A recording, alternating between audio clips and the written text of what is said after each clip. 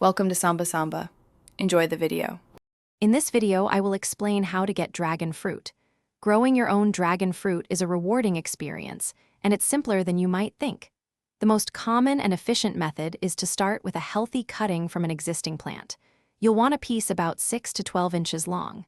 After letting it dry for a few days, plant it in good soil and give it something strong to climb on. This tropical cactus loves to reach for the sky. Once your cutting has calloused, it's ready for planting. Insert the cutting about 2 to 4 inches deep into a pot filled with a well-draining cactus mix, or directly into your garden if the climate is suitable. Initially, water it lightly, letting the soil dry completely before the next watering. Dragon fruit thrives in bright conditions, so ensure it gets at least 6 hours of direct sunlight each day to encourage robust growth.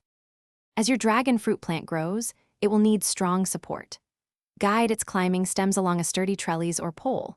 Feed your plant every 2 to 3 months during its active growing period with a balanced fertilizer to encourage flowering.